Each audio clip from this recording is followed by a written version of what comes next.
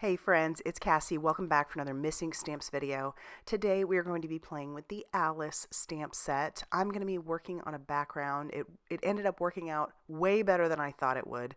We're going to combine two stencils. We've got our Wonky checker and we also have our rabbit hole stencil, and together I just think these work so well. I love combining stencils to see what you can come up with. So I've got some watercolor cardstock. This measures 4¼ by 5½ inches, and I'm just going to put this in my makeshift splatter box. I'm not tacking anything down. And I have a couple of distress spray stains. We've got Spun sugar and Festive berries. I went light-handed with the Festive berries, knowing full well that that Spun sugar would draw it out. So I'm going to heat set this until it is good and dry, and then we can move on to using our rabbit hole stencil. So for this, I am going to use some Pixie spray. It does need to be tacked on a little bit kind of in the center because the stencil itself is kind of free floating in the center, if that makes any sense. It's not entirely free floating, but if you blend too much, you'll see, because it does kind of happen here. So I've brought in some mustard seed distress oxide, and I'm blending, and you'll see I kind of move it even with the Pixie spray. But I'm just trying to now be more conscious of how I'm blending and where I'm blending on there, working with the stencil, like kind of going in the direction of the stencil. So I'll pull that away.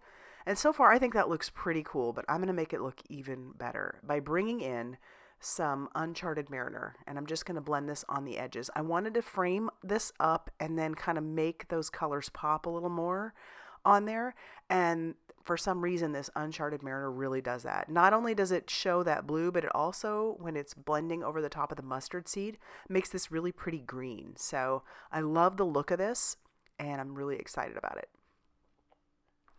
Now we're going to stamp our sentiment. So I've got some Versifine Clair Nocturne ink, and just going to stamp my sentiment right on the center of a scrap of cardstock. And then I have my Alice image. I'm going to ink that up with some Memento Tuxedo black ink and stamp that on to some Express It cardstock. I'm using my Olos. Those are a brand new alcohol marker. Work the same as most any alcohol marker that's on the market.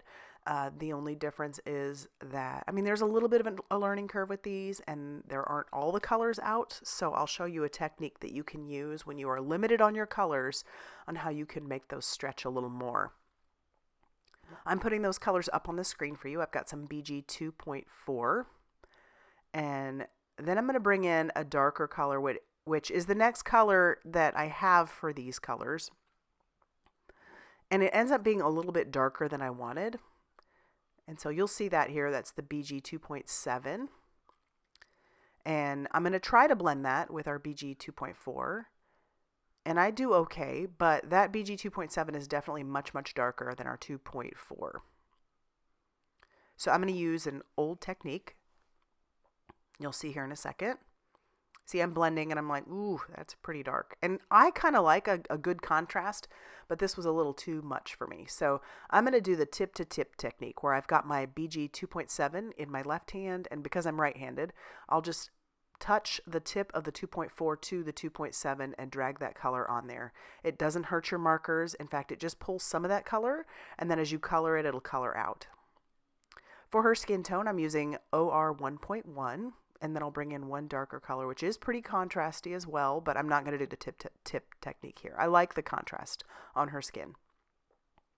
I didn't like the color of her shoes, so I'm bringing in a WG9, and then I'll use that on her stockings as well.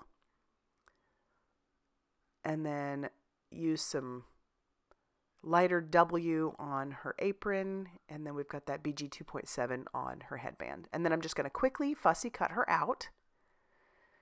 And then we'll be ready to start assembling everything onto our card front. I'm going to use some foam squares on our sentiment as well as Alice. And then I'll just peel off all that release paper, and I'm going to put her down right in the center so it looks like she is falling down a rabbit hole. Such a fun image. And then do the same thing with our sentiment, and then put that slightly below her, lining that up using my glass mat. I heard you fell down a rabbit hole. That could be used for so many of us in the crafting world. All right, now I need my card base. My card base is going to measure 5½ inches by 8½ inches, and I'll score that at 4¼ And then we can attach down our card panel to our card base using just some liquid glue this time. You could add some embellishments if you wanted to, but I figured that background was star enough. I love it. And then I'll take that same image, use that Uncharted Mariner. I'm going to stamp her on the inside of the card as well. I didn't stamp another sentiment. I'm just going to leave it as that. And then once we are done with that, that's going to finish off our card for today. So I hope you liked it as much as I enjoyed making it. If you like this video, please be sure to hit that like button and definitely consider subscribing if you haven't already done so. Big thanks to all of you who continue to support me, whether it be through watching, subscribing, even using my affiliate links. I appreciate every one of you, and I will see you very soon in another video. Bye, everybody.